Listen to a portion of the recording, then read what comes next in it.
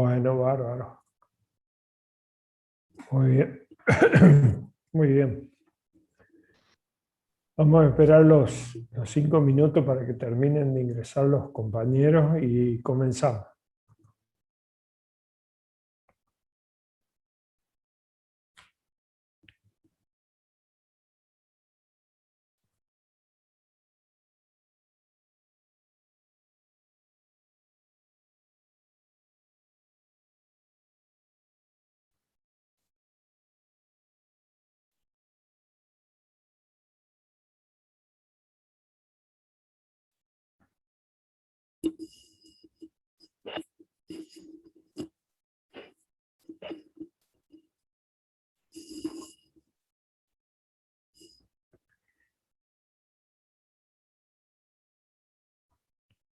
Muy bien. Hoy nos toca ver la unidad número 3, ¿sí? Que tiene que ver con la electrostática y los campos eléctricos. ¿Me escuchan bien ahí? Sí, profe, se escucha perfecto. Bueno, bárbaro.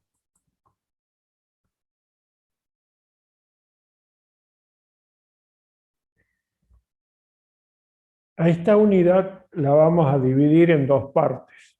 No creo que podamos verla toda la unidad hoy. Por lo tanto, yo le he puesto con negrita lo que vamos a ver hoy. Le puse unidad número 3, unidad número 3, primera parte. Unidad número 3, segunda parte. Todavía no la he subido. ¿De acuerdo? Bueno.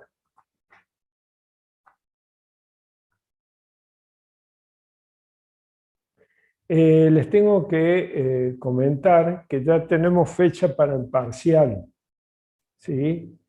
Nosotros vamos a tomar el parcial el día, ya le digo,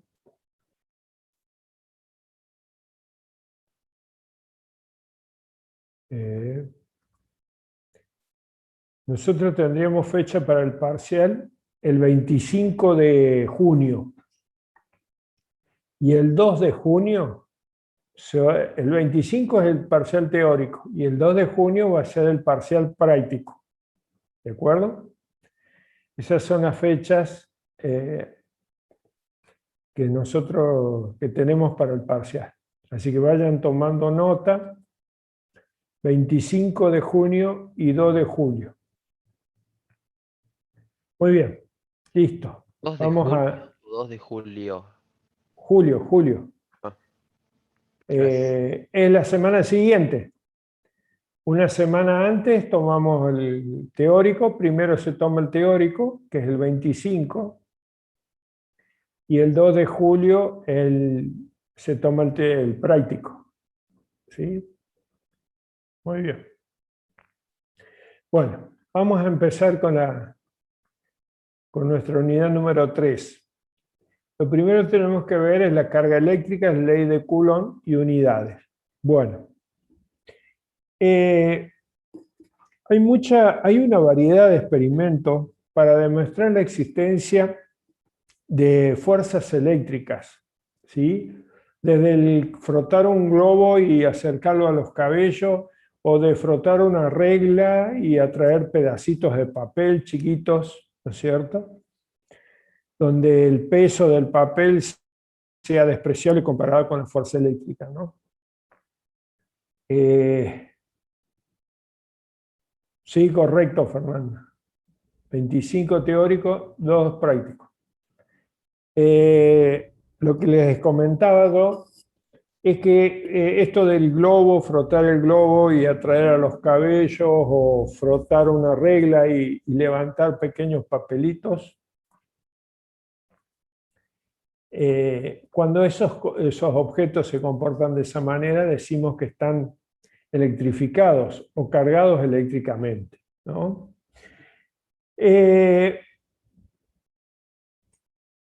Vamos a ver lo que es la carga eléctrica primero, para después ver cómo son las fuerzas eléctricas, ¿no?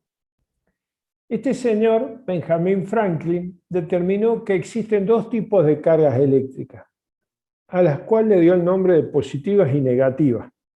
¿Sí? Él, utilizando una varilla de hule y piel,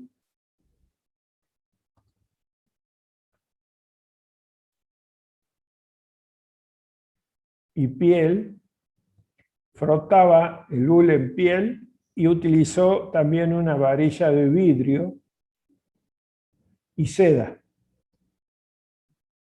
Entonces él observaba cómo era el comportamiento de esas varillas, ¿no? Es decir, tomaba una varilla, la suspendía, frotaba primero, frotaba el hule con la piel, tomaba la varilla, la suspendía de un hilo, ¿sí?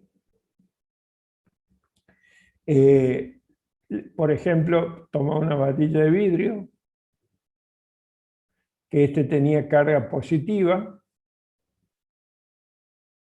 y acercaba una varilla de hule, o de vidrio también, ¿no? Y observaba qué es lo que sucedía con eso. A partir de ese experimento que tomaba este señor Franklin, determinó que la varilla de hule y la de vidrio tenían dos tipos de carga, a las que le llamó positiva y negativa. Y una vez que, después de los experimentos, estableció las reglas. ¿Por qué? Él observaba que la varilla de hule atraía al vidrio y la del vidrio con vidrio se repelían, o hule con hule se repelían. Entonces decía que las reglas que estableció Franklin, dice, cargas del mismo signo se repelen y cargas de signos opuestos se atraen. ¿Sí? Es decir, si yo tengo cargas positivas, dos positivas se repelen. Es decir, dos varillas de vidrio, por ejemplo. Dos cargas negativas también se repelen. Ahora, si son cargas de distintos signos, en este caso, se atrae. ¿Está bien? ¿Sí? Estas cargas tienen algunos aspectos importantes. Por ejemplo, la carga eléctrica se conserva en un sistema eléctricamente aislado. Ya sabemos que la carga no se crea ni se destruye, no se transfiere. En el caso de frotar hule con piel o vidrio con seda, había una transferencia de carga, ¿no? El ejemplo del globo que atrae los cabellos, eso lo hace durante un ratito, un breve instante, ¿no es cierto? Luego vuelve todo a la normalidad.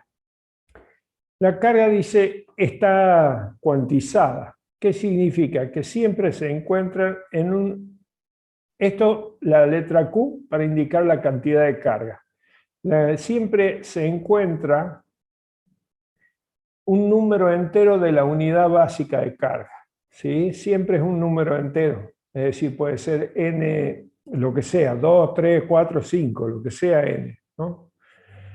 El proceso de adquisición de carga debe entenderse como la transferencia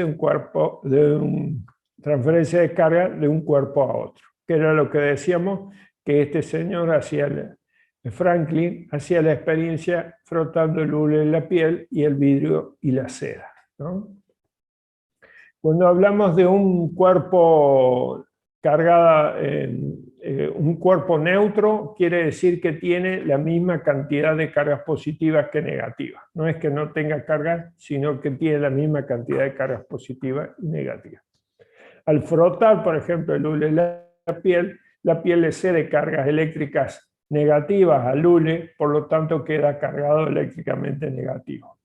Y el vidrio le cede cargas eléctricas negativas a la seda, por lo tanto queda cargado eléctricamente positivo, ¿no? Bueno, este señor Franklin pudo establecer estas reglas, ¿no? Que cargas del mismo signo se repelen y cargas del signo opuesto se atraen. Pero no pudo medir la fuerza de atracción o repulsión de las cargas. En eso aparece este señor Charles Coulomb y establece la ley de Coulomb. Él puede medir la magnitud de las fuerzas eléctricas, ¿no es cierto? ¿Sí? Esa fuerza eléctrica la mide a través de un experimento. Acá está el ejemplo, ¿no?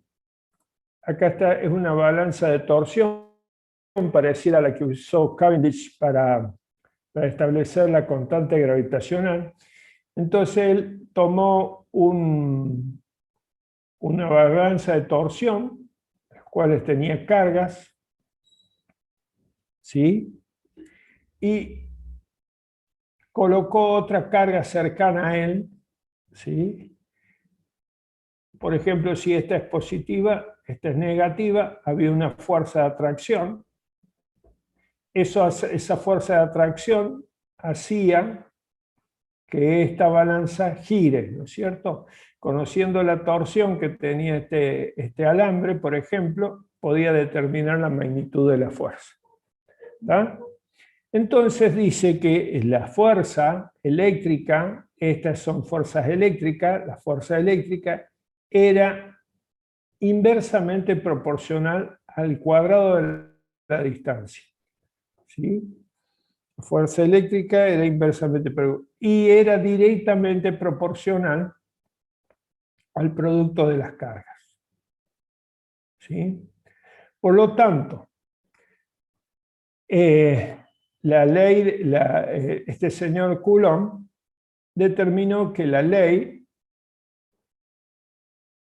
de Coulomb se escribe de esta manera, ¿no?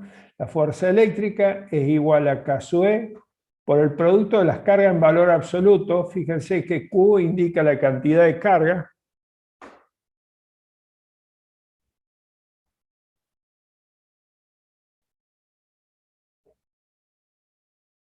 ¿Sí? La cantidad de carga de un objeto,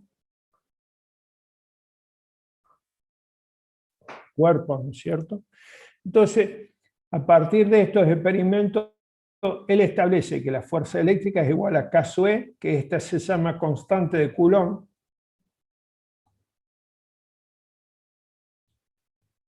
por el producto de las cargas en valor absoluto sobre la distancia al cuadrado. ¿Está bien? Fíjense que esta forma es muy parecida a la fuerza gravitacional, esta fórmula.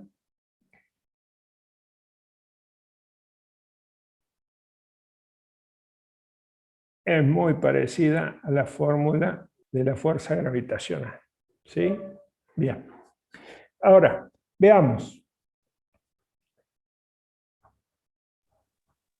Profe, Sí, considerando que en la fórmula Q1 y Q2 tienen, o sea, se utiliza su valor absoluto. Siguiendo eso no pasa, o sea, no se puede llegar a considerar que hay dos cargas que sean positivas que igualmente se van a atraer. no, no, porque este es el módulo de la fuerza. Ah, se va a entender como fuerza y no como el valor absoluto. Perfecto. Exactamente, módulo de la fuerza. Con esta fórmula yo calculo el módulo de la fuerza. ¿Está bien? Entonces, dijimos que K sub E, bueno, veamos K sub E. K sub E es la constante de Coulomb. K sub E es aproximadamente 9 por 10 a la 9 newton metro cuadrado Coulomb cuadrado. Esa es la unidad. También se puede expresar a K sub E como 1 sobre 4 pi epsilon 0, donde epsilon 0 es la permitividad del vacío. Epsilon 0 es 8,85 por 10 a la menos 12 Coulomb cuadrado Newton metro cuadrado. ¿Está bien? Esta es una constante de Coulomb, ¿no es cierto? Esta es la permitividad del vacío, ¿sí? Y esta fórmula se aplica para cargas puntuales estacionarias y en el vacío. ¿De acuerdo? ¿Sí? Veamos cuáles son las unidades. La unidad, fíjense que ustedes, a ver si lo puedo hacer acá, lo vamos a hacer en blanco. Nosotros dijimos que la fuerza de la ley de Coulomb queda expresada de esta manera.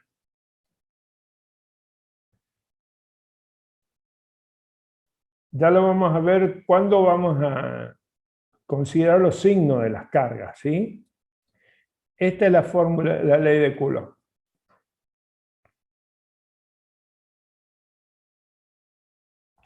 Si analizamos las unidades, nosotros tenemos que la unidad de fuerza, la unidad de K sub E, la constante de Coulomb, la unidad de carga,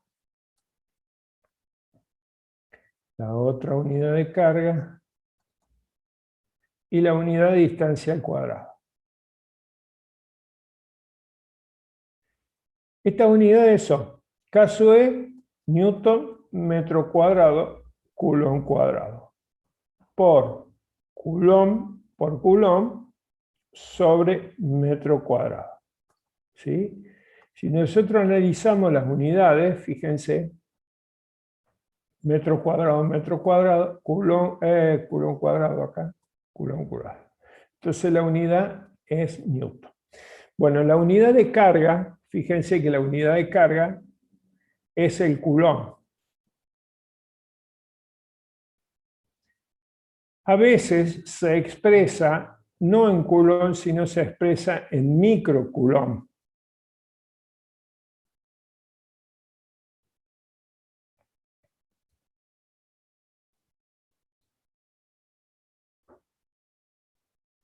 En microcoulomb, ¿sí? ¿Cómo hacemos para convertirlo? Bueno, la equivalencia es que un microcoulomb equivale a 1 por 10 a la menos 6 coulomb. ¿De acuerdo? Entonces, un ejemplo. Si ustedes tienen que Q es igual a 3 microcoulomb, esto lo podemos escribir Q igual a 3 por 10 a la menos 6 coulomb. ¿De acuerdo? Uno en microcoulomb y otro en coulomb. Ahora, fíjense que las unidades de K sub E, es Newton metro cuadrado Coulomb cuadrado. ¿Está bien? Esas unidades me van a mandar las unidades que tienen que tener la unidad de carga y la unidad de distancia. Si yo le pongo acá en la distancia centímetros, bueno, hay una incompatibilidad de unidades. Si yo quiero poner centímetros porque quiero, entonces tengo que modificar la unidad de K sub E. ¿Está bien? Ahora, si yo quiero poner microcoulomb acá, también tengo que modificar las unidades de K sub E. ¿Está bien? Ponerla, digamos que sean las mismas unidades, ¿no? Así que hay que tener cuidado. ¿Estamos? Muy bien. Entonces, esta es la ley de Coulomb. Dice que la fuerza de atracción o repulsión entre dos cargas, ¿no es cierto? El módulo de la fuerza de atracción o repulsión entre dos cargas es igual a K sub E por el producto de las cargas en valor absoluto sobre la distancia al cuadrado. ¿Sí? Bien. La unidad de carga más pequeñita que nosotros tenemos hasta el momento es la carga del electrón o el protón. ¿Sí? La unidad de carga del electrón o del protón es 1,6 por 10 a la menos 19 coulomb. Eso es un electrón o un protón, nada más que tienen signos opuestos, ¿no es cierto? El electrón tiene carga negativa y el protón tiene carga positiva. El valor de la carga, el valor absoluto de la carga del electrón o el protón es 1,6 por 10 a la menos 19 coulomb. Fíjense que si yo quiero saber cuánto es un coulomb, entonces tengo que dividir 1 en 1,6 por 10 a la menos 19 electrones, ¿no? Esa es la cantidad de electrones que forman un coulomb. Por ejemplo, en este caso, 6,24 por 10 a la 18 electrones o protones forman un coulomb, ¿no? Bastantes, ¿no? Muchos. Bueno, las cargas típicas que se representan se dan en un intervalo de microcoulomb, es lo que yo les decía, ¿no es cierto? Un microcoulomb es 10 a la menos 6 coulomb. ¿Sí? Muy bien. Ahora, esta era la magnitud de la fuerza. Ahora vemos, si nosotros recordamos, la fuerza es una magnitud vectorial. Por lo tanto, tenemos que ver cuál es la naturaleza vectorial de las cargas. Fíjense acá. En este caso, tengo dos cargas de igual signo. ¿Está bien? Dos cargas de igual signo. Bien. ¿Cómo? A ver, lo voy a hacer acá. Supónganse que yo tengo esta carga y esta carga. Entre ellas hay una distancia, R. ¿Está bien? Bien. ¿Cómo determino la dirección de la fuerza de la magnitud vectorial? Bueno, para determinar la dirección de la fuerza de la magnitud vectorial, yo tengo que unir las cargas con una línea. Esa línea que une las dos cargas me va a dar la dirección de la fuerza. ¿Está bien? Y el sentido de la fuerza me lo va a dar el signo. Y ahí es donde entra a jugar el signo. Ambas son positivas, por lo tanto hay de repulsión. Repulsión. ¿Está bien? Si son de distintos signos, bueno, va a haber atracción, ¿no es cierto? Bien. Estas fuerzas tienen dos subíndices. ¿Por qué? Porque esta fuerza que está acá, está producida por la carga 2. Carga 1, carga 2. Esta es la fuerza producida por la carga 2 sobre la carga 1. Y esta es la fuerza producida por la carga 1 en la carga 2. ¿De acuerdo? Bien. Nosotros teníamos que la ley, eso se entiende, ¿no? ¿Cómo se determina la dirección? Uniendo las cargas con una línea. Y el sentido de la fuerza va a depender, del signo que tengan las cargas. Si son de atracción o de repulsión. Es importante darle la dirección y sentido a las fuerzas eléctricas. Bueno, fíjense que en este ejemplo, nosotros teníamos que la ley de Coulomb, la fuerza eléctrica, vamos a poner acá, la fuerza 1,2, que el módulo es igual a la fuerza 2,1. ¿Sí? Son iguales. La fuerza 1,2 es igual, por la ley de Coulomb, es igual a K sub E por el producto de las cargas sobre la distancia al cuadrado. Pero esa es la magnitud escalar. Entonces, para convertir esta expresión en una expresión vectorial, yo lo multiplico por este versor. Entonces multiplico por ese versor que me da la dirección y sentido de la fuerza, que es lo que está indicado acá. ¿Sí? Entonces, este versor lo que él hace es darle dirección y sentido a la fuerza. Fíjense en este caso, las cargas, en este caso las cargas son de distintos signos.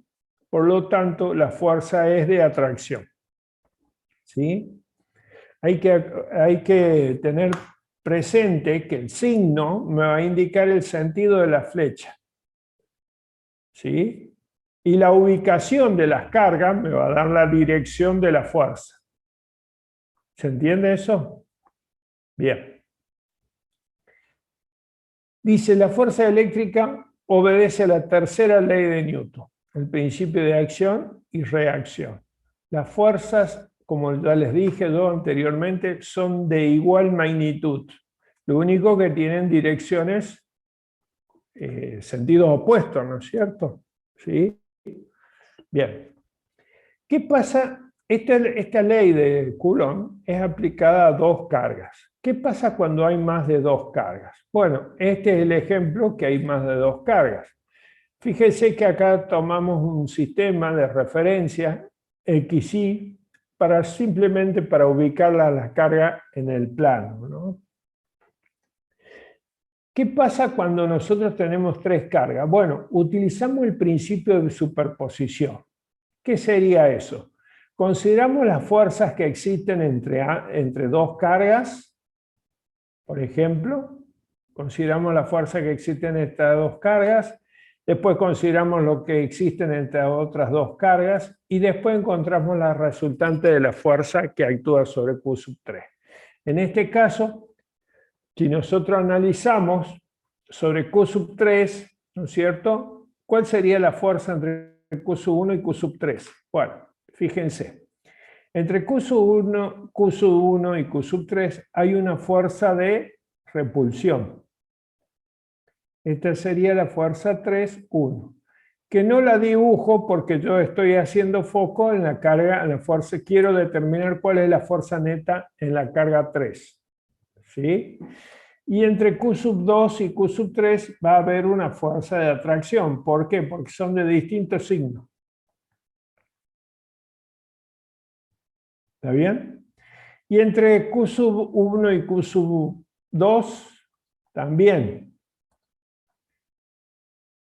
En este caso va a haber una fuerza de atracción.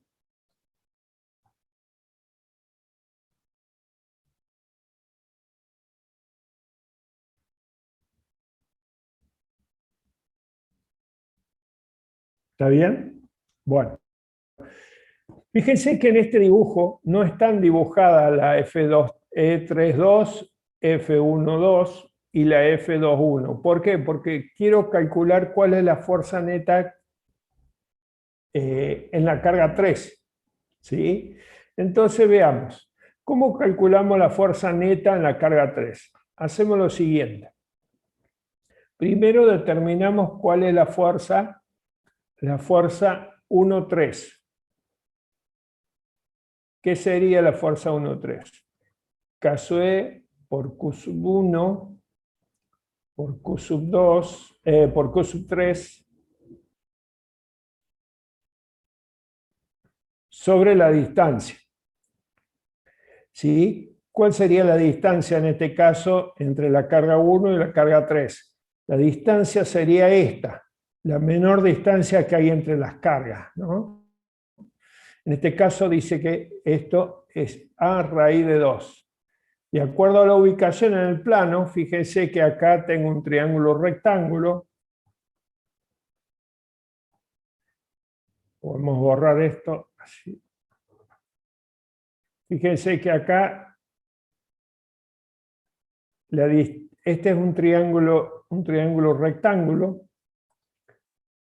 Por lo tanto, este lado es A y este lado es A. Por lo tanto, esta distancia va a ser raíz cuadrada de A cuadrado más A cuadrado. Y eso es igual a raíz de 2A cuadrado. Entonces sacamos A cuadrado de ahí. ¿Está bien? ¿Sí? Muy bien. Entonces, ahí tendríamos que A es raíz de 2. De esa manera calculamos la magnitud. Esta es la magnitud de la fuerza F3. Y la magnitud de la fuerza 2,3 va a ser igual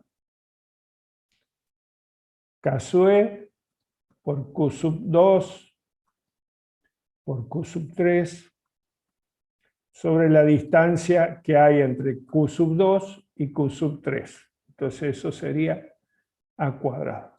¿Estamos? Con esta fórmula nosotros estamos determinando la magnitud. La dirección de la fuerza la vamos a determinar por la ubicación en el plano. ¿Sí? Habíamos dicho que la dirección la determinábamos uniendo con una línea las cargas. ¿Sí? Y el sentido de la fuerza dependía del signo de las cargas. Si era positivo o si ambas eran iguales o de signo opuesto. ¿De acuerdo? Una vez que ya determinamos esto, determinamos la dirección de F1,3, la dirección de F2,3, ahora tengo que sumar F2,3 con F1,3. ¿Cuál sería el método para sumar? Cualquier método. Por ejemplo, el método de las componentes. ¿Qué sería el método de las componentes? El método de las componentes sería trazar un sistema de ejes por ahí,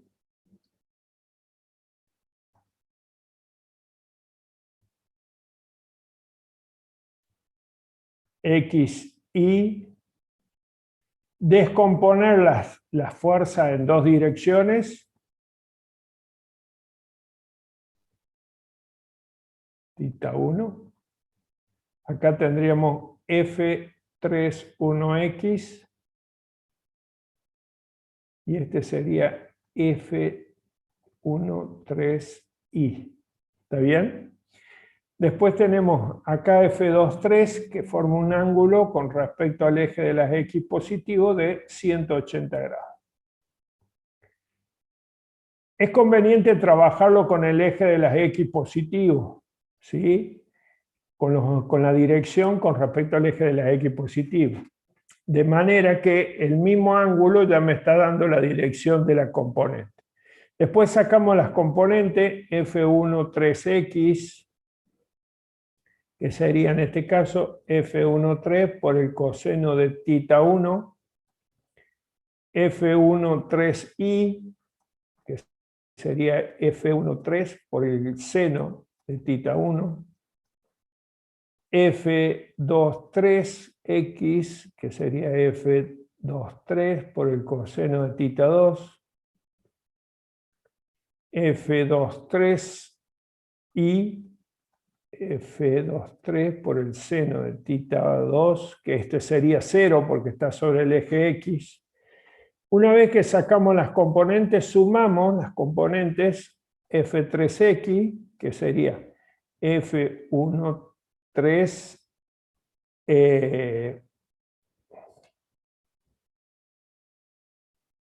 F13X más F23X. Ahí está. Y F3I sería F13I más F23I. Una vez que encontramos las componentes, esta es la fuerza neta. Neta o resultante sobre Q3. ¿Está bien? Estas serían las componentes en realidad. ¿Cuál sería la resultante, la fuerza neta, el módulo de la fuerza neta? F3 sería raíz cuadrada de F3X al cuadrado más F3I al cuadrado. ¿Está bien? Y después hay que calcularle la dirección, por supuesto, ¿no es cierto? Siempre hay que encontrar la dirección de la fuerza 3, ¿no? Entonces, la fuerza resultante sobre cualquier carga es la suma vectorial de las fuerzas ejercidas por las otras cargas que estén presentes. ¿No es cierto? ¿Sí? Y no se tienen en cuenta las otras fuerzas que están acá, las que va a haber, por ejemplo, en Q1 y en Q2. ¿Sí? Cuando nosotros encontramos, en este caso, encontramos la fuerza, yo quería calcular la carga, la fuerza neta sobre la carga Q3, entonces analizo de a pares y después hago la suma vectorial de las fuerzas que están ahí sobre Q3. ¿Estamos? Bueno. Campo eléctrico. ¿Qué es el campo eléctrico? Bueno, este campo eléctrico es un concepto desarrollado por Michael Faraday, ¿sí? Donde dice que existe un campo eléctrico en una región alrededor de un objeto con carga, por ejemplo bueno, lo tenemos acá abajo.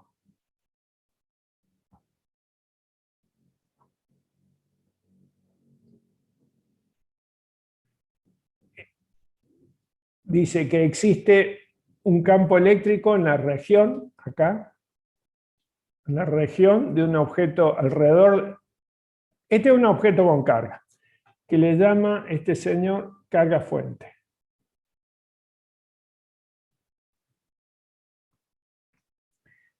Dice, en la región alrededor del objeto con carga existe un campo eléctrico, ¿sí? Si una carga de prueba entra a esa región, esta sería la carga de prueba.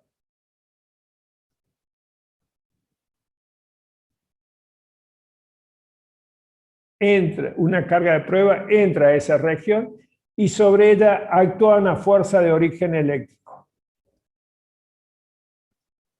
¿Sí? Esta carga de prueba se llama carga exploradora o carga de prueba. Dicho de otra manera, tenemos una carga fuente, ¿no es cierto? Una fuente de campo, ¿no? Y la región que rodea alrededor, ¿no es cierto? Existe un campo eléctrico. ¿Y cómo sé que existe ese campo eléctrico alrededor de la carga? Bueno, tomo una carguita de prueba, la acerco a esa región y si aparece sobre ella una fuerza de origen eléctrico, estamos en presencia de un campo eléctrico. ¿Está? Eso es lo que planteó. Él trazó una analogía entre la fuerza gravitatoria, ¿no es cierto? Entre el campo gravitacional terrestre y el campo eléctrico, ¿no? Entonces definió el campo eléctrico como el cociente que existe entre la fuerza eléctrica que actúa sobre la carga de prueba por unidad de carga de prueba. Es decir, ese campo eléctrico, dice, es igual a esa fuerza que actúa sobre la carga de prueba por unidad de carga de prueba. ¿Está bien? Esa es la definición de campo eléctrico. Y el vector campo eléctrico, en un punto en el espacio, se define como la fuerza eléctrica que actúa sobre la carga positiva, colocada en el punto y dividido por la carga de prueba, que es lo mismo que estamos diciendo acá. Fíjense que el campo eléctrico, por definición, es esto: fuerza eléctrica por unidad de carga. Fíjense que el campo eléctrico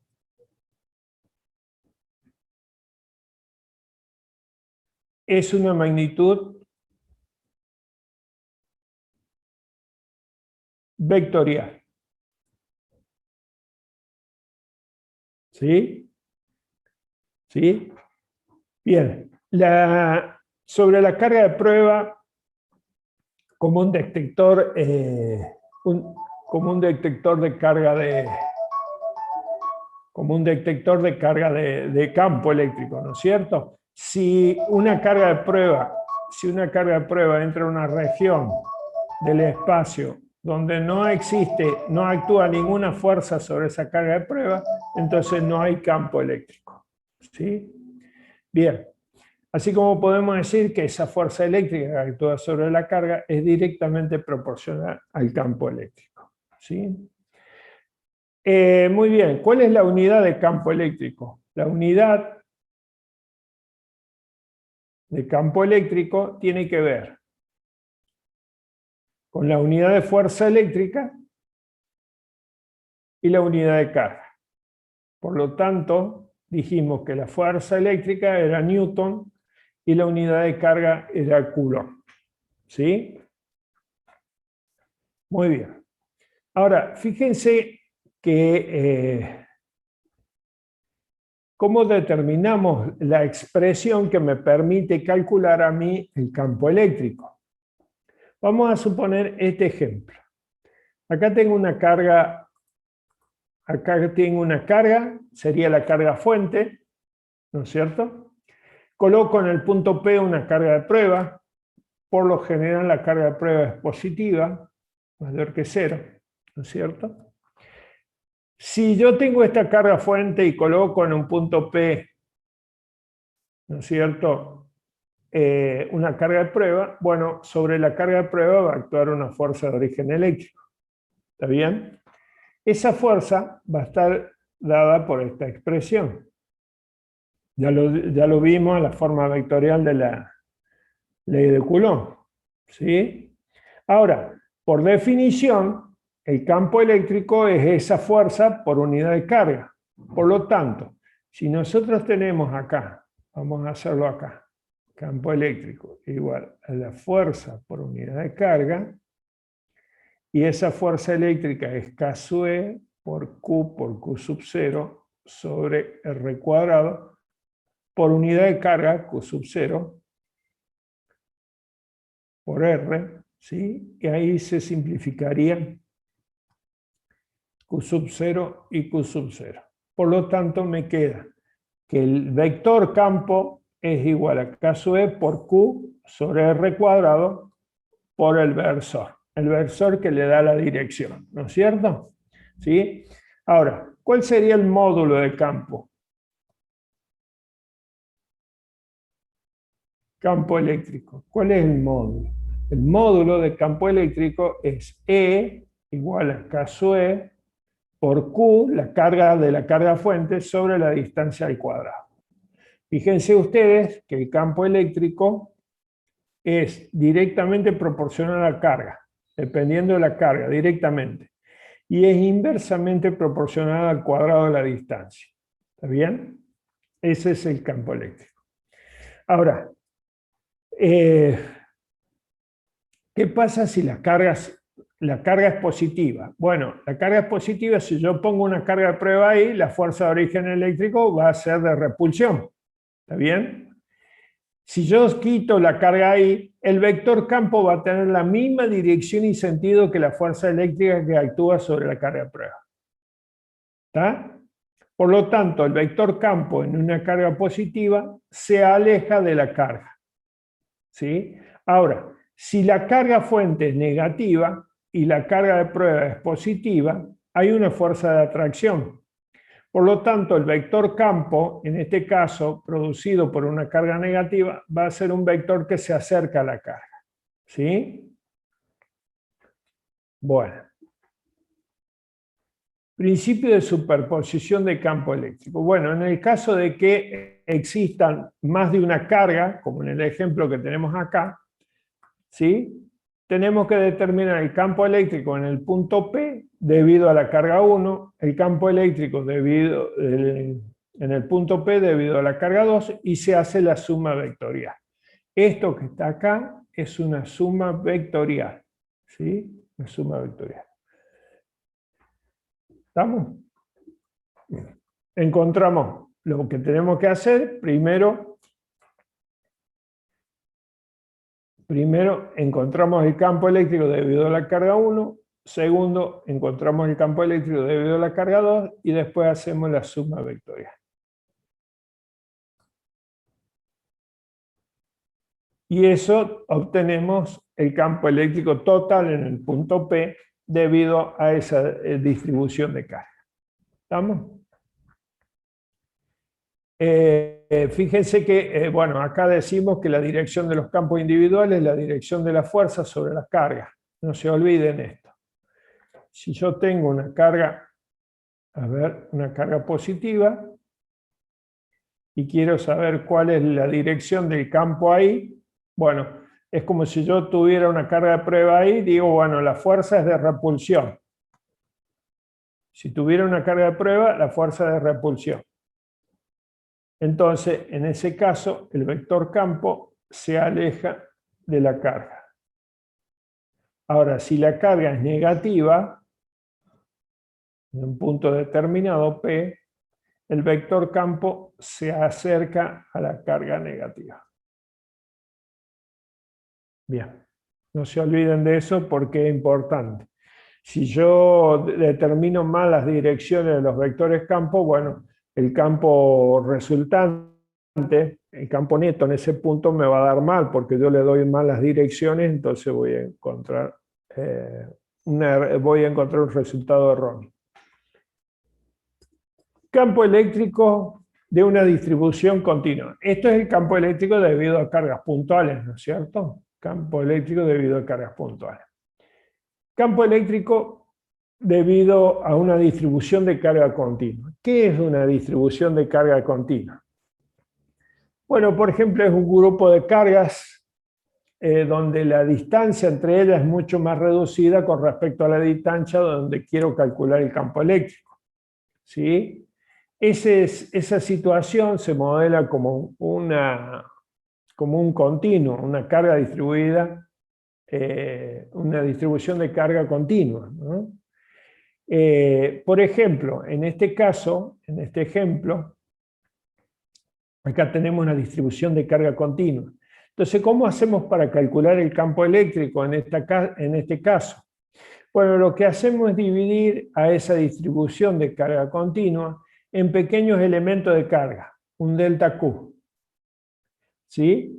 Ese elemento de carga lo modelo como si fuese una carga puntual y calculo, ¿no es cierto?, en el punto P, calculo el campo eléctrico producido por ese elemento de carga. Una vez que calculé el campo eléctrico debido a esa distribución de carga, digo, bueno, si este elemento produce ese campo eléctrico, un delta E, ¿no es cierto?, entonces después sumo todos los elementos de carga que producen el campo eléctrico en ese punto.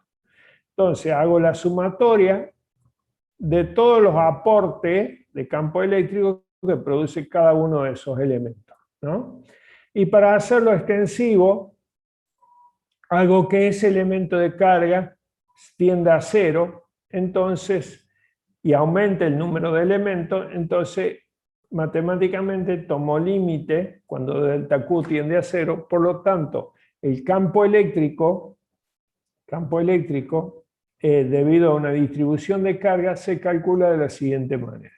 Caso E, integral de diferencial de Q sobre R cuadrado, por el versor. El versor, fíjense que me da la dirección. Ahí está el versor. Me da la dirección del campo eléctrico. ¿Estamos? Bueno, cuando calculamos el campo eléctrico debido a una distribución de carga continua, es conveniente utilizar otro concepto que se llama densidad de carga. Esa densidad de carga es más o menos como el concepto de densidad de masa, que es una masa distribuida uniformemente en un volumen. En este caso, nosotros vamos a tomar una carga distribuida uniformemente en un volumen. Y esto se llama densidad volumétrica de carga, ¿sí? Así como también podemos distribuir la carga en un volumen, podemos distribuir la carga en una superficie de área A, que es sigma, ¿sí? Esto sería densidad superficial de carga. O también lo podemos distribuir la carga a lo largo de una línea de longitud L, que es lambda, ¿no? ¿Sí? Entonces, acá tenemos densidad volumétrica de carga, densidad superficial de carga y densidad lineal de carga, ¿sí? Cuando nosotros necesitamos calcular ese elemento de carga, entonces lo podemos hacer, en este caso, para un volumen, ese diferencial de Q, teniendo en cuenta que la densidad volumétrica de carga es diferencial de B, entonces de ahí podemos decir que diferencial de Q es igual a ρ por diferencial de B. Así lo mismo para la superficie y también para un elemento de longitud L, ¿sí? Por ejemplo, este es un ejemplo para la redundancia, es un ejemplo de un campo eléctrico debido a una distribución de carga, ¿sí? Nosotros tenemos que, la carga está distribuida uniformemente a lo largo de una línea de longitud L y hay que calcular el campo eléctrico en el punto E. La dirección del campo eléctrico va a depender de la carga que tenga esta línea de carga, ¿sí? Y la magnitud del campo eléctrico la vamos a determinar con esta forma.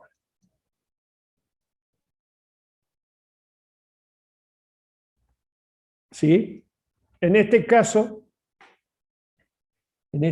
fíjense que acá el campo eléctrico, en este punto, en el origen de coordenada, nosotros lo tomamos.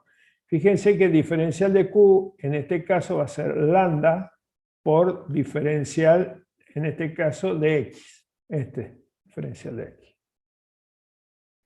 ¿sí? Entonces calculamos el campo eléctrico, caso E, integral del lambda diferencial de x sobre x al cuadrado.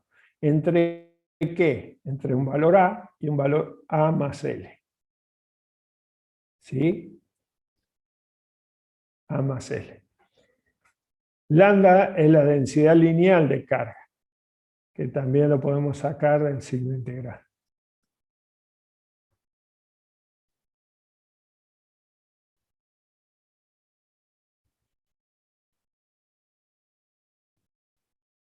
X cuadrado. ¿Está? Bueno, eso se resuelve y es fácil. Resolvemos la integral y ya calculamos el campo eléctrico en el punto P, ¿no? Así como tenemos el ejemplo del campo eléctrico debido a una barra con carga, también podemos tener el campo eléctrico debido a un anillo con carga o un disco con carga uniforme. ¿Sí? Estos ejemplos están desarrollados en el Serway. Si ustedes lo quieren ver, para tener una idea de cómo se hace, están en el Serway. ¿Sí? Muy bien. Líneas de campo.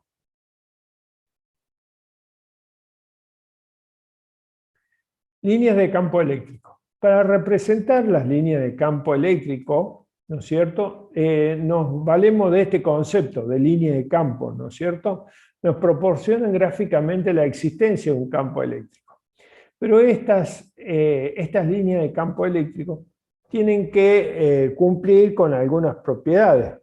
Por ejemplo, la primera propiedad sería que el vector campo eléctrico es tangente a la línea de campo eléctrico en cada punto. Es decir, yo tengo una línea de campo eléctrico acá, en este punto y en este punto, el vector campo tiene que ser tangente.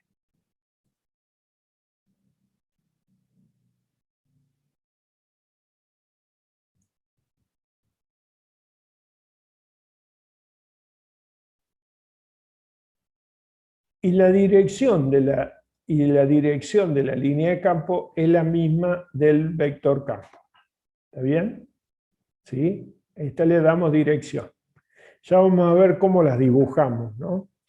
La segunda propiedad dice que el número de líneas por unidad de área, a través de una superficie perpendicular a las líneas de campo es proporcional a la magnitud del campo eléctrico. ¿Qué dice esto? El número de líneas por unidad de área, esta cantidad es proporcional, ¿sí? Proporcional a la magnitud del campo eléctrico. ¿Sí? A ver, veamos. ¿Cuántas líneas tenemos acá? 1, 2, 3, 4, 5, 6 líneas. ¿Está bien? 6 líneas que atraviesan el área A y 6 líneas que atraviesan el área B. ¿Está bien?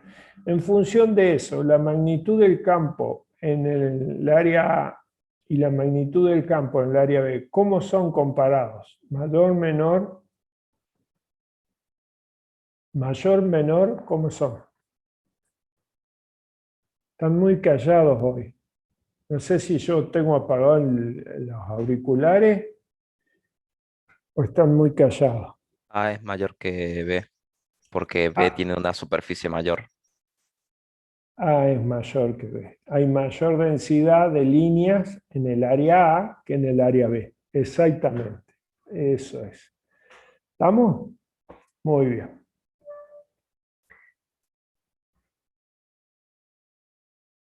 Bueno, muy bien.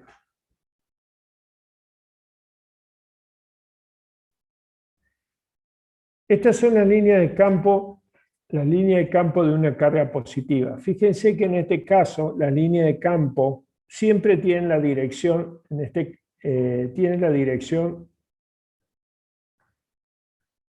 dirección del vector campo. En este caso, el vector campo va a tener esta dirección. ¿Sí? Acá va a tener esta dirección. ¿Sí? Y en el caso, este es un caso de una carga positiva, y esta es una carga puntual y negativa. Entonces el vector campo va a estar ahí, va a estar ahí. ¿Sí? Ese es el vector campo. El vector campo debido a una carga puntual, ya sea positiva o negativa. ¿Sí? En este caso, tiene la misma dirección de la línea de campo, no en el caso de esto, ¿no? que decíamos que era una línea curva. En caso que sea una línea recta, el vector campo va a tener la misma dirección que la línea de campo.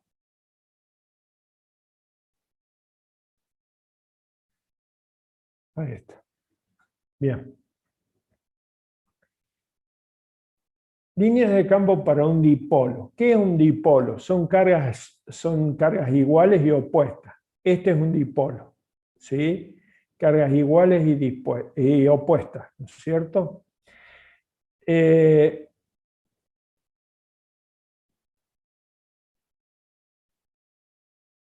Este sería un dipolo.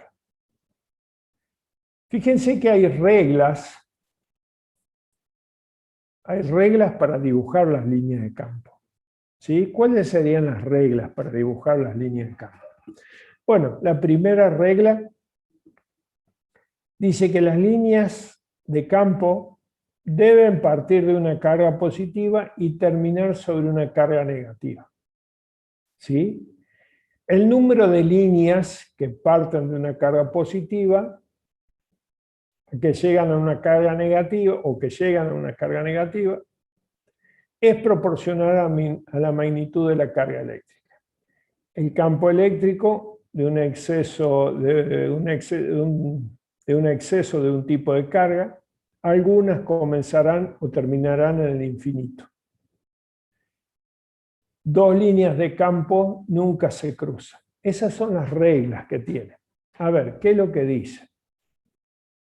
Por ejemplo, acá dice que, ya sabemos, la primera regla es que las líneas de campo parten de una carga positiva y llegan a una carga negativa. ¿Está bien? El número de líneas que parten de la carga positiva es proporcional, o que llegan a una carga negativa, es proporcional a la carga. ¿Sí? Ejemplo acá.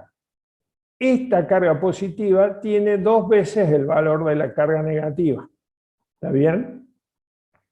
Por lo tanto, de esta carga positiva van a salir tantas líneas, ¿no es cierto? Esto es arbitrario, la cantidad de líneas es arbitraria, ¿sí? Le ponemos nosotros la cantidad de líneas. Bueno, por ejemplo, si yo digo que para 2Q van a salir, ¿cuántas líneas tenemos acá? 16. 16 tenemos acá. Bueno, si esto es 2Q y parten 16 líneas, cuando llegue a Q, que es la mitad de esta carga, ¿sí? Van a llegar 8. ¿De acuerdo? ¿Sí? Eso dice que la cantidad de líneas es proporcional a la carga. ¿Tá? Dice, si hay un exceso de carga, que es el caso este, hay un exceso de carga, las líneas partirán de la carga y terminarán en el infinito. ¿De acuerdo? ¿Sí? Bueno, a ver. Acá tenemos una carga que vamos a llamar 2Q, que es lo que decíamos, y acá tenemos una carga negativa. Menos Q. Como dice ahí, todas las cargas salen de la positiva y llegan a la negativa. ¿De acuerdo? Pero la cantidad de líneas que salen de acá son proporcionales a la carga, que era lo que decíamos en el ejemplo anterior. Y las que no llegan a la carga negativa, bueno, se irán al infinito, como dice ahí. Esas son las reglas para dibujar las líneas de campo. Fíjense que en las líneas de campo, como dijimos recién, cuando las líneas de campo están más apretadas, en esa zona están más apretadas, quiere decir que el campo es más intenso. Y cuando están más espaciadas, el campo es menos intenso. ¿sí?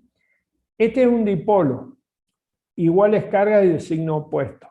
Por lo tanto, van a salir las mismas cantidades de cargas, las mismas cantidades de líneas de esta carga positiva como que van a llegar a la carga negativa, ¿sí? Y en este caso son dos cargas positivas. Por eso las líneas no salen de las cargas positivas, pero se van al infinito, ¿sí?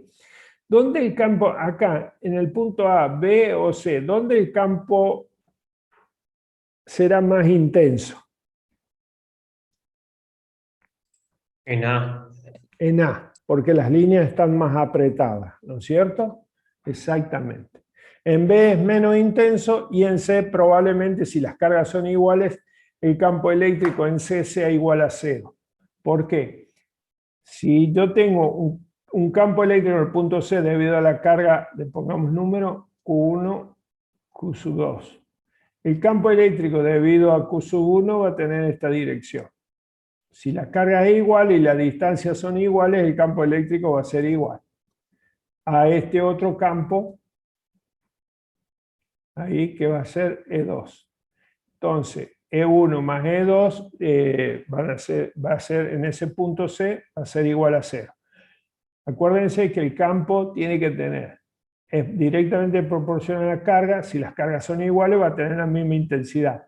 Y también es inversamente proporcional al cuadrado de la distancia. Por lo tanto, si la distancia y la carga son iguales, las magnitudes de esos dos campos van a ser iguales y de sentido opuesto. Por lo tanto, ahí va a ser 0. ¿Estamos? Bueno. Muy bien. Bárbaro. ¿Preguntas?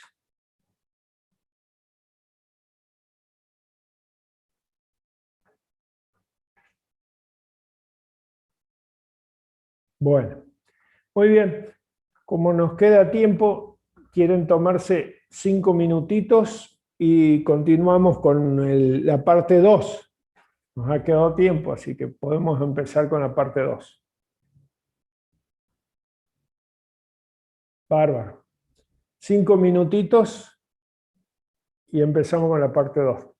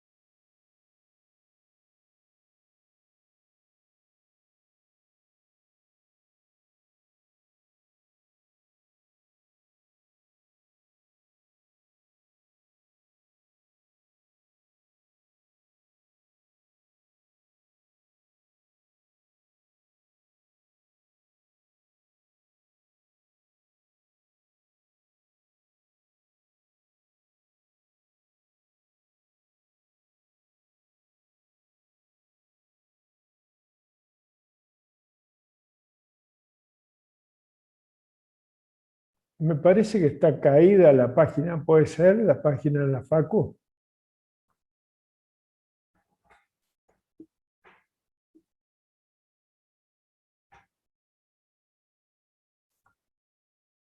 Sí, está caída.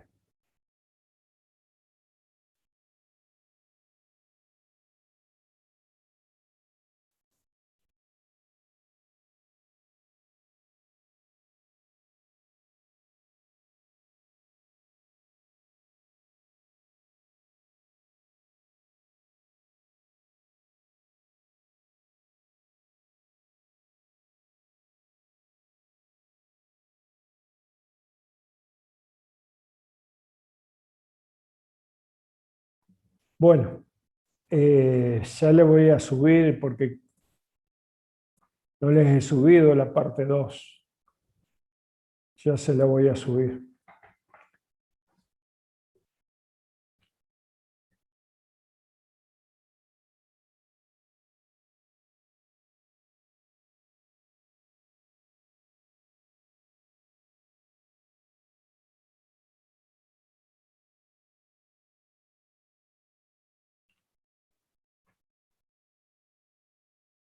Bueno, no hay forma de...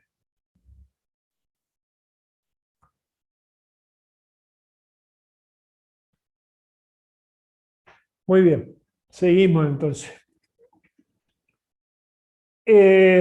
La segunda parte tiene que ver con la integral de Gauss y aplicación a diversas distribuciones de carga, ¿no?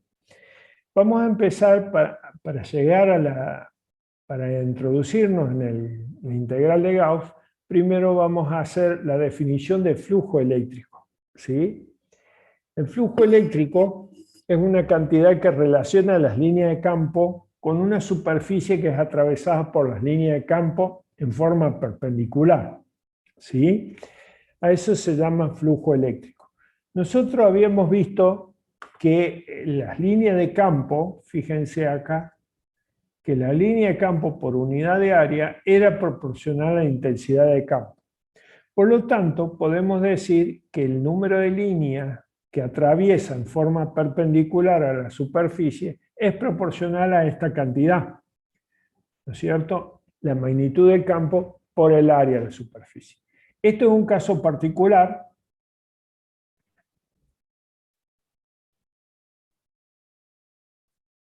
donde el campo eléctrico es uniforme. ¿Qué significa que sea uniforme? En cualquier punto de la región donde está el campo eléctrico va a tener la misma dirección e intensidad del campo eléctrico. ¿Está bien? Por eso, en este caso, un campo eléctrico uniforme, se dibujan las líneas paralelas entre sí. ¿Estamos? En este caso, la única condición es que la línea sea perpendicular al área. Muy bien. A esta cantidad que nosotros decíamos acá, que el número de líneas es proporcional a E por A, la magnitud del campo por el área de la superficie que es atravesada por las líneas de campo, se lo denomina como flujo eléctrico. Y se lo escribe con esta letra, con una letra Φ mayúscula.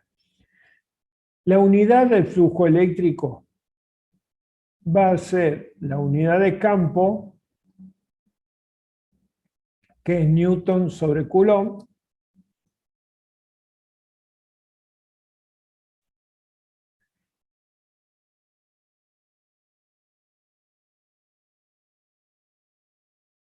por la unidad de área. Entonces va a ser Newton por Coulomb, no, perdón, Newton sobre Coulomb por metro cuadrado. Esa es la unidad de flujo eléctrico, ¿sí? No tiene ningún nombre específico, simplemente es Newton metro cuadrado sobre Coulomb. Esto es un caso particular. ¿Por qué? Porque el campo eléctrico es uniforme y las líneas atraviesan el área en forma perpendicular. ¿Qué pasa cuando el área ¿Qué pasa cuando el área no es perpendicular a las líneas de campo, como en el caso de esta área? Entonces, si esa área no es perpendicular a la línea de campo, lo que se hace es proyectarla a esa área, proyectarla sobre una dirección perpendicular, acá. Fíjense que el plano del área forma un ángulo θ con la perpendicular, por lo tanto, el área perpendicular es A coseno de θ, la proyección de esta área sobre la dirección perpendicular. Por lo tanto, en este caso podemos decir que el flujo es la magnitud del campo por esa área perpendicular. Pero en este caso el área no es perpendicular, por lo tanto la proyectamos sobre una dirección perpendicular. Entonces el flujo sería en este caso a la magnitud del campo por el área, por el coseno de θ, donde A coseno de θ sería el área perpendicular a las líneas de campo, ¿no? Fíjense, si θ es igual a 0, el flujo estaríamos en el caso anterior, E por A. Y si θ es 90 grados, el flujo es igual a 0. ¿Por qué? Porque en este caso las líneas de campo no atravesarían ninguna parte del área. Si no hay líneas de campo que atraviesen un área, no hay flujo eléctrico. ¿De acuerdo? ¿Sí? Bien. Bueno, veamos el caso más general. Entonces, vimos un caso particular donde el área era perpendicular a la línea de campo y el campo eléctrico era uniforme. En este caso, el campo eléctrico también es uniforme. Las líneas de campo son paralelas.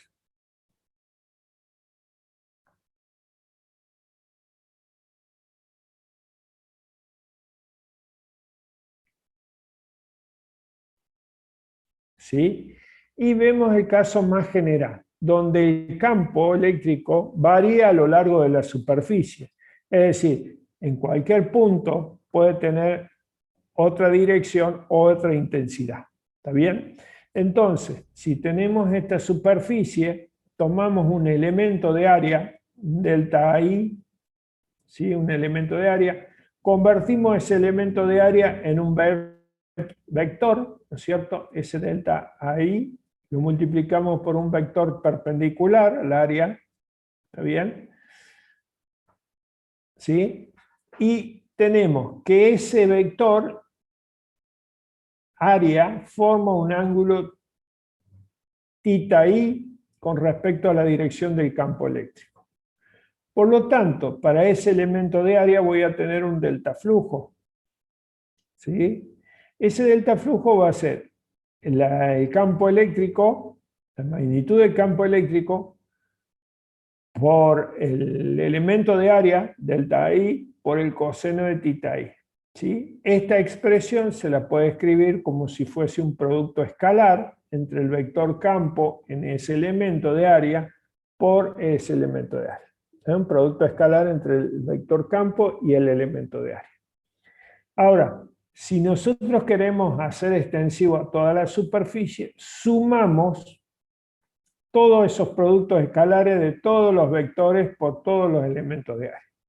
Y hacemos los elementos de área más pequeñitos y tenemos que el flujo eléctrico a través de una superficie, flujo eléctrico, va a ser igual a la integral de la superficie por diferencial de área. Entonces, esta es la definición de campo eléctrico. Ahora, fíjense ustedes que, a ver si tenemos acá.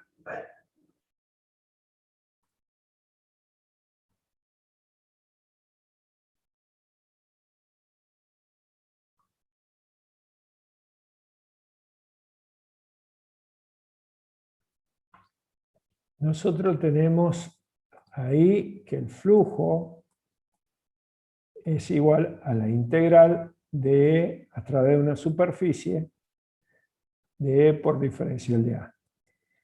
Si el campo eléctrico es uniforme, como en el primer caso, si el campo eléctrico es uniforme, no varía a lo largo de la superficie, me queda diferencial de área. ¿Está bien? Entonces esto me va a quedar E por área. Esto si el campo eléctrico es uniforme. ¿Está bien? Entonces me queda integral de diferencial de área, me queda área. ¿Está bien? Por lo tanto, el flujo eléctrico es igual a E por área, que era lo que habíamos planteado anteriormente, ¿no es cierto? ¿Sí? Y si el campo eléctrico es perpendicular al área, me quedaría, esto sería igual a E por A por el coseno de tita. Tita es el ángulo que forma el vector campo con el vector área. Si tita es 0,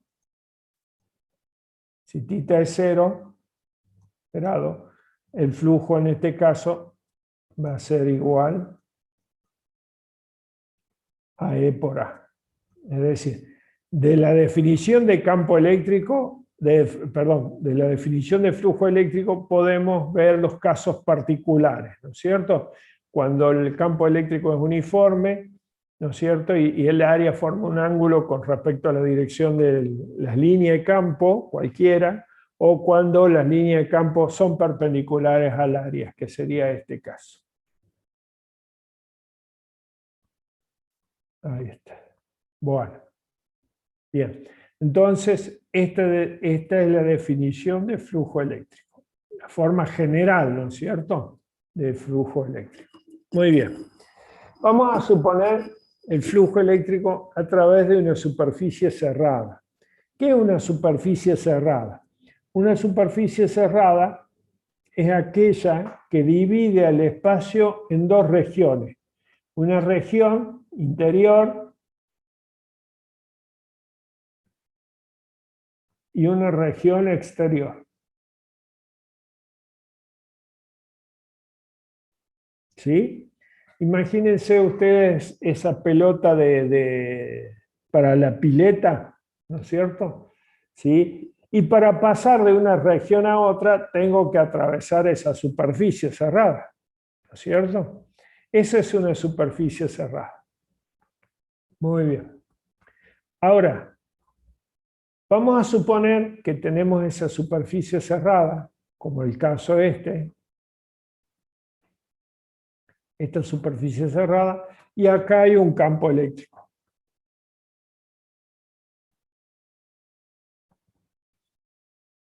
Un campo eléctrico. Las líneas de campo indican este campo eléctrico, ¿no? Entonces, hay algunas líneas que van a atravesar la superficie cerrada de lado a lado, otras que van a pasar paralelo a la superficie, ¿no es cierto? Entonces vamos a analizar el flujo neto a través de esa superficie cerrada.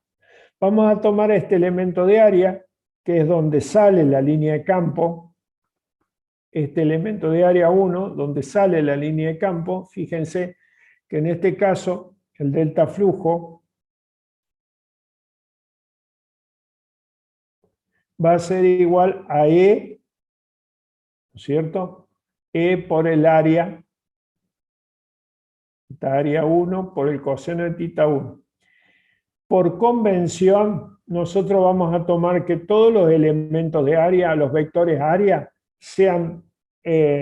apunten hacia afuera de la superficie.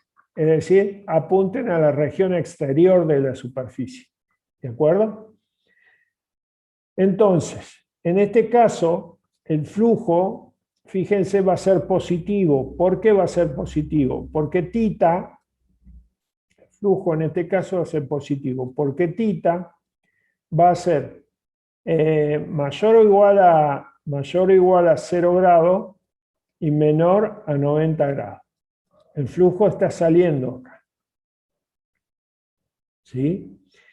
En el caso del elemento 2, fíjense que el campo Profe, eléctrico... Sí, si tita es igual a 0, el flujo no sería mayor a 0. Así que no sería... sí, porque coseno de 0 es 1. Ah, sí, tienes razón. Es, En el caso razón. del elemento, no, por nada. El caso del elemento 2, el campo es paralelo al plano al elemento de área, por lo tanto, en este caso, θ va a ser 90 grados, no va a atravesar. ¿Sí? En el elemento 2, θ2 va a ser 90 grados. Por lo tanto, en este caso, el flujo, el delta flujo, en el elemento 2 va a ser igual a 0. ¿Está bien? Y en el caso 3, fíjense que acá el vector área está entrando a ese elemento de área, el vector de campo está entrando a ese elemento de área, por lo tanto, en el caso 3,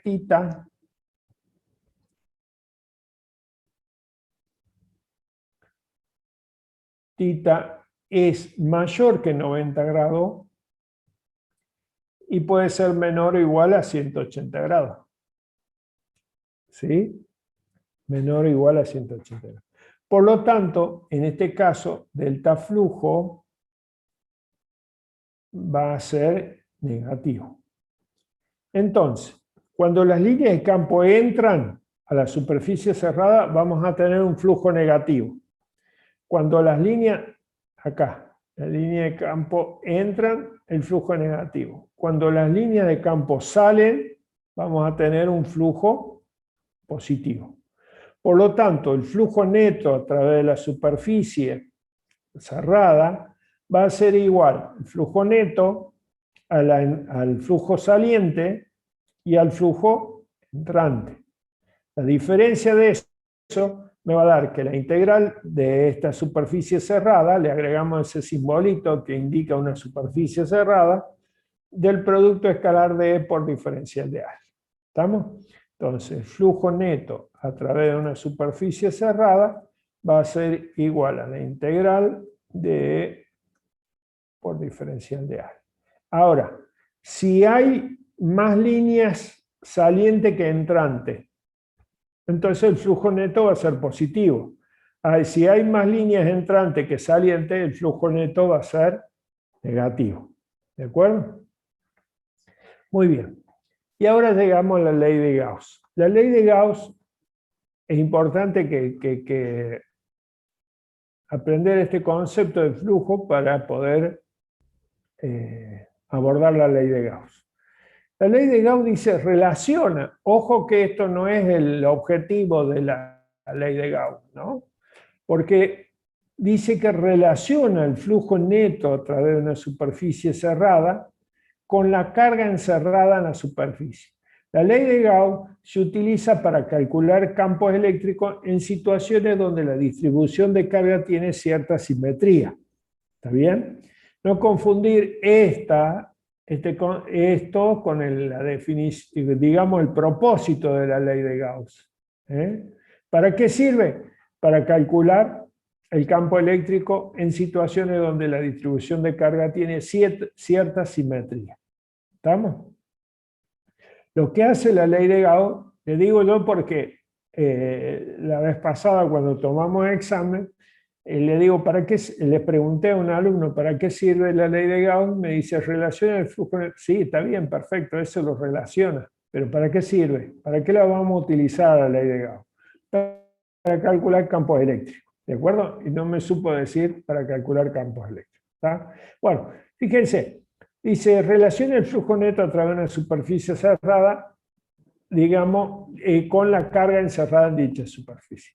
Acá tenemos una superficie cerrada que se llama superficie gaussiana, ¿sí? Ahí tengo la carga encerrada en dicha superficie. La superficie tiene un radio R.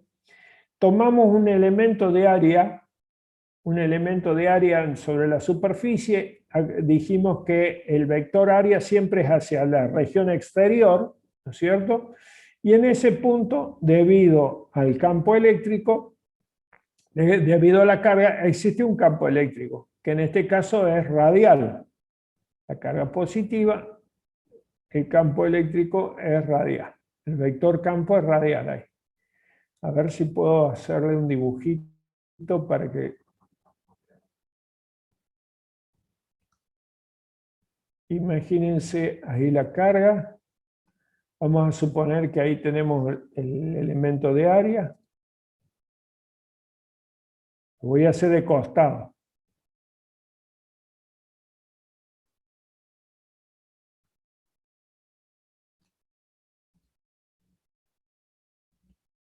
Debido a la carga esta Q, el campo eléctrico en ese punto va a tener esta dirección.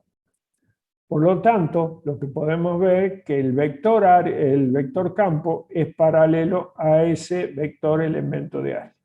¿Está bien? Entonces, como decíamos que relaciona el flujo neto a través de una superficie cerrada con la carga encerrada en dicha superficie, el flujo neto, como lo definimos recién, es igual a la integral sobre una superficie cerrada del producto escalar de E por diferencial de área.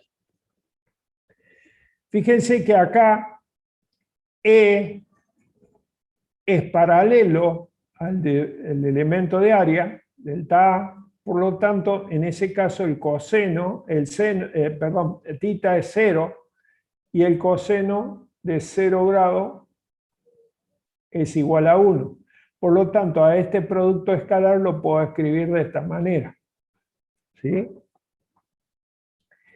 Sacando E constante, porque en ese radio, fíjense que E es inversamente proporcional al radio al cuadrado. Si yo no modifico el radio, es una superficie cerrada de radio constante, si yo no modifico el radio, la magnitud del campo no va a variar.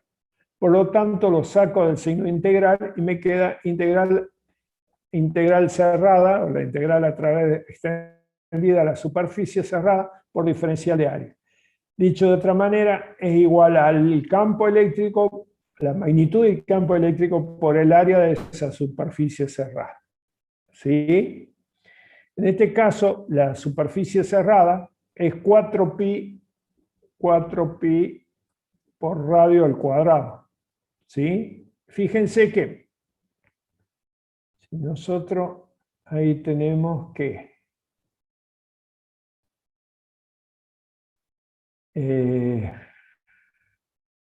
si tenemos acá que el campo eléctrico es esta cantidad, ¿sí? Y el área es 4pi por r cuadrado, lo reemplazamos ahí y vamos a tener esta cantidad. ¿Qué dice esta cantidad? Que dice que el flujo eléctrico, ¿sí?, a través de esa superficie cerrada es igual a la carga encerrada en dicha superficie dividido en epsilon 0. ¿Estamos? Ahora, fíjense que el flujo eléctrico es independientemente del tipo de superficie.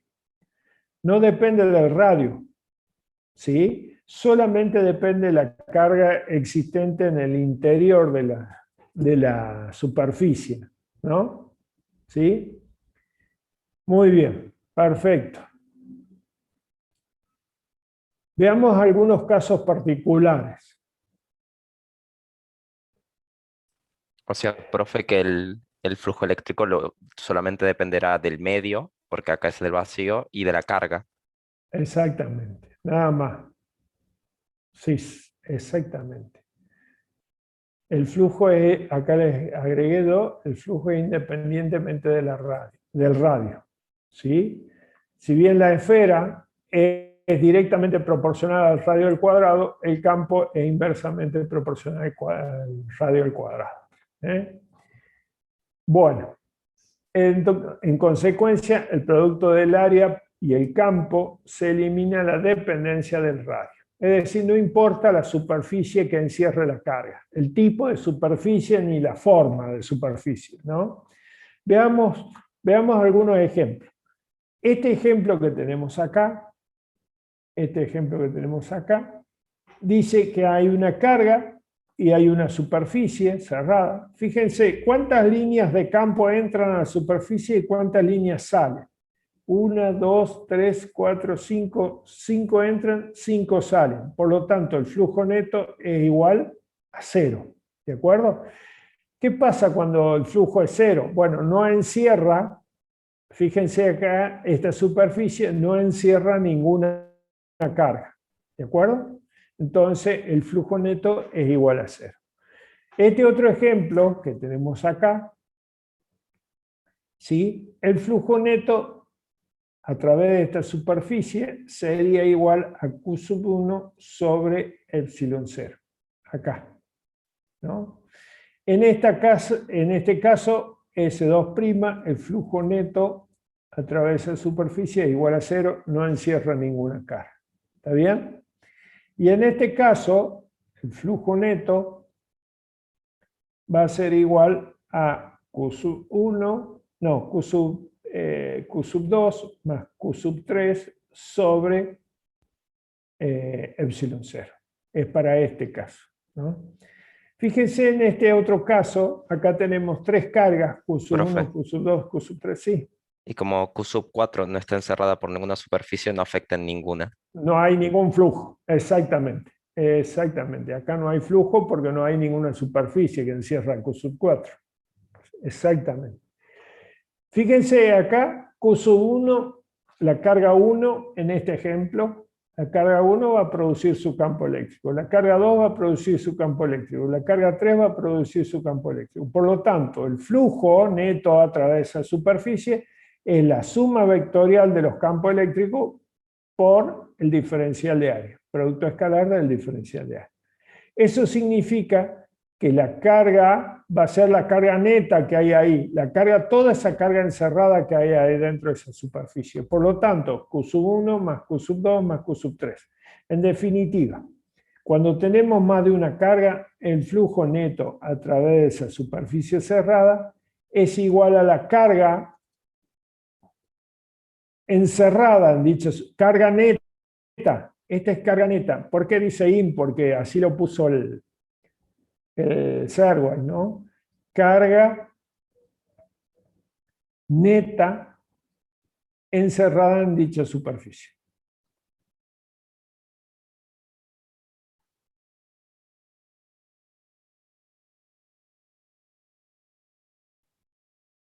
¿Estamos? Carga neta, toda la carga total. ¿Sí? Muy bien. Y acá ya tenemos para expresar la ley de Gauss. La ley de Gauss dice que el flujo neto a través de una superficie, a través de cualquier superficie cerrada, es igual a la carga neta encerrada en dicha superficie dividido en epsilon 0. Esta es la expresión de la ley de Gauss. ¿Sí? Esa es la expresión. Acá está. ¿Para qué sirve la ley de Gauss? En la práctica, la ley de Gauss se aplica para determinar el campo eléctrico. Ahí está, para calcular campo eléctrico. Para distribuciones de carga con cierta simetría, esférica, cilíndrica y planas. ¿De acuerdo? Para eso sirve la ley de Gauss. Pero si nosotros ya determinamos el campo eléctrico a partir de la ley de Coulomb, bueno, esta es otra forma de determinar el campo eléctrico, ¿sí?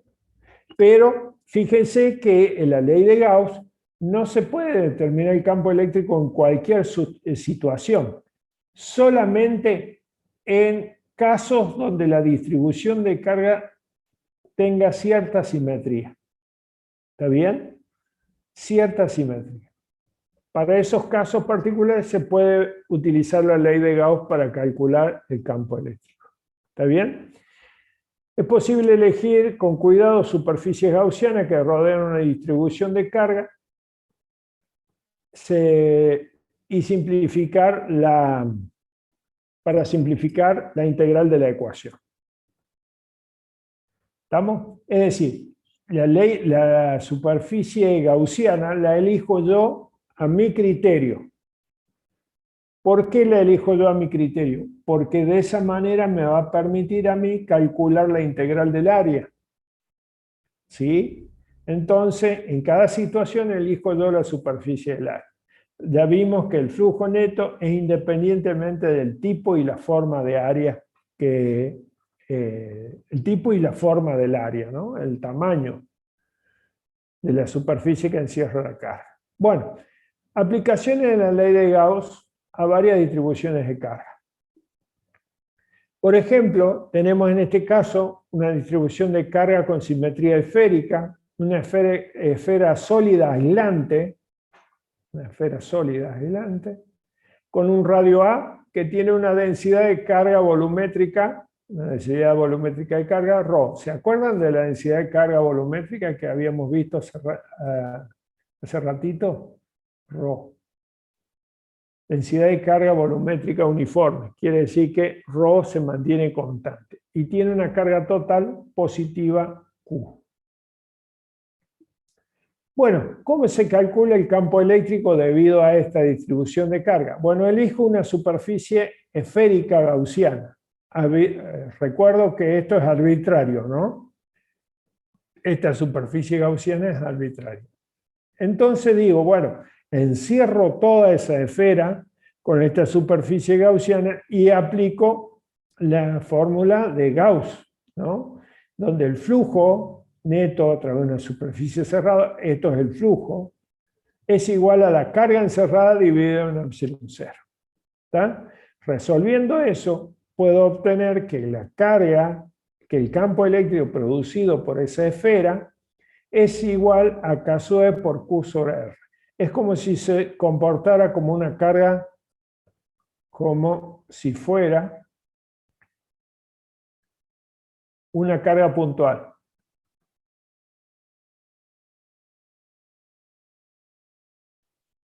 ¿Sí?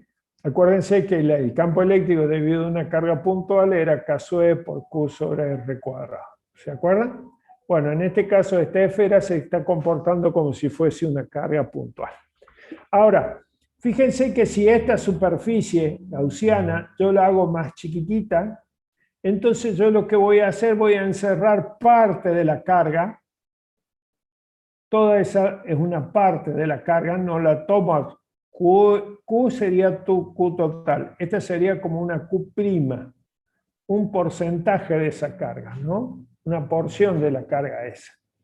Entonces, para el caso de que la superficie gaussiana tenga un radio menor a la del radio de la esfera, en este caso el campo eléctrico, debido a esa porción de carga, va a ser K sub E por Q sobre A cubo por R. Fíjense que en el primer caso el campo eléctrico es inversamente proporcional al radio al cuadrado, ¿sí? Al radio al punto donde considero el campo eléctrico, ¿no?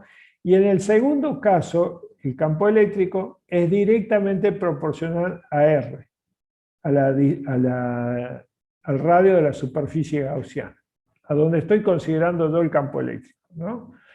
Esto se puede expresar en este dibujo. Fíjense que si yo tomo el punto 0, no encierro ninguna carga, el campo eléctrico es 0. Pero conforme vaya aumentando el radio para calcular el campo eléctrico va a ser directamente proporcional al radio de esa superficie gaussiana. Y cuando llego a la superficie, al punto este, justo al borde de la esfera, en ese caso R se hace igual a A, ¿no es cierto? Y ahí el campo es el más intenso. K sub E por Q sobre A cuadrado. Y después el campo, ese es el punto el campo donde el punto donde el campo es más intenso. Y después el campo empieza a disminuir en función de la inversa del cuadrado de la distancia. ¿Estamos? Muy bien. Distribución de carga con simetría cilíndrica. Bueno, en este caso, fíjense que acá la densidad lineal de carga es constante. Esta es una línea de carga que consideramos infinito, ¿no? Y en este caso tomamos una superficie gaussiana como esto, un cilindro que es concéntrico con la línea de carga, ¿sí? Fíjense que en este caso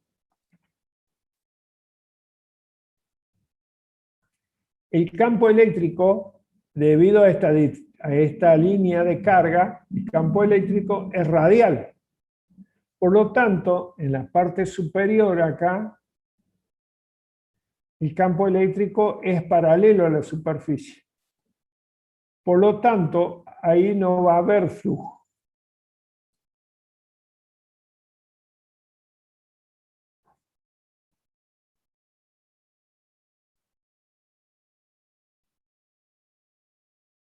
Acá es perpendicular.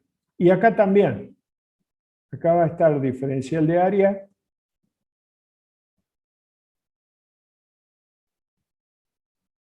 Y ahí va a estar el vector campo. Por lo tanto, el flujo solamente se va a dar en las paredes del cilindro de la superficie gaussiana.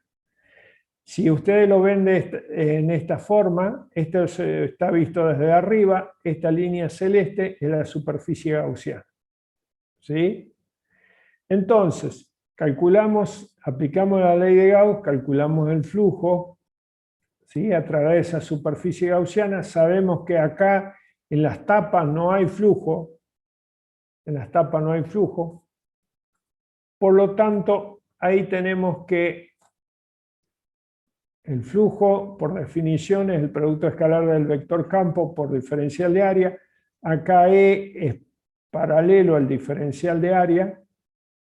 Por lo tanto, el producto escalar se puede escribir como E por integral a través de extendida la superficie por diferencial de área. Y eso va a ser igual a E por área.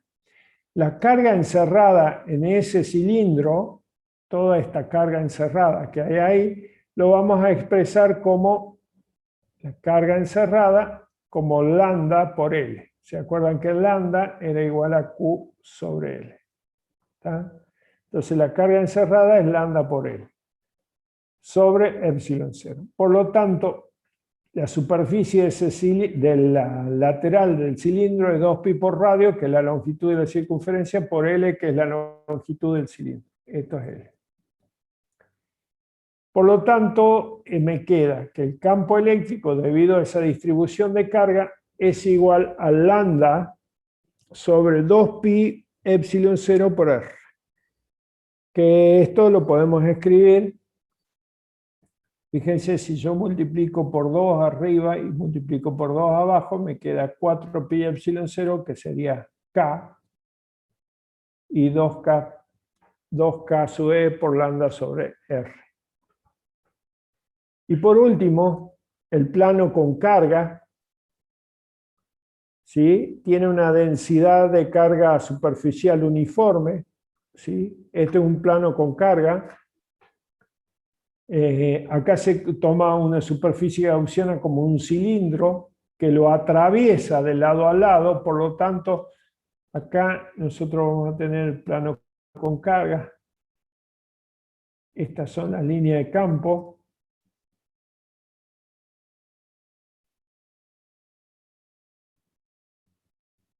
El campo eléctrico es uniforme.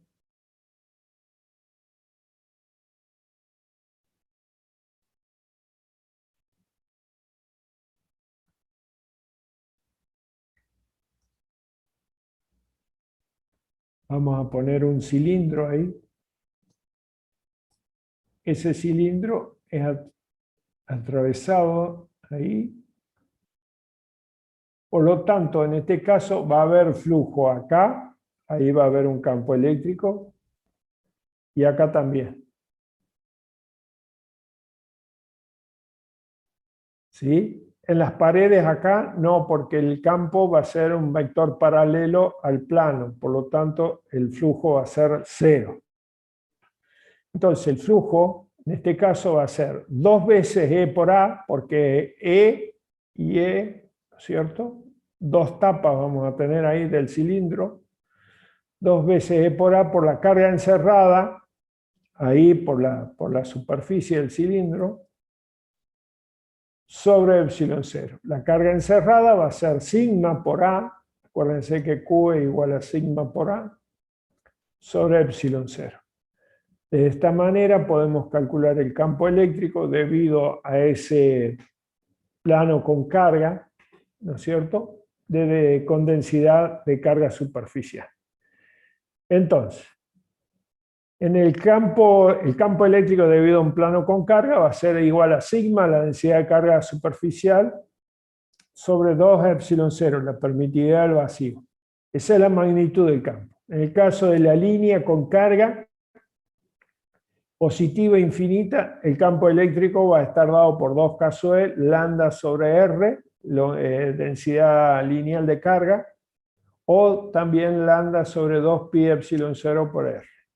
Y en el caso de la esfera, si consideramos toda la esfera, el campo eléctrico es caso E por Q sobre R cuadrado, se comporta como una carga puntual. Y si el campo eléctrico, si consideramos una porción de la carga E, entonces el campo eléctrico va a ser de esta manera. ¿Sí? Entonces, ¿para qué sirve la ley de Gauss? Para calcular el campo eléctrico, ¿no es cierto? ¿Sí? ¿Y qué hace la ley de Gauss? Relaciona el flujo neto a través de una superficie cerrada con la carga encerrada en dicha superficie.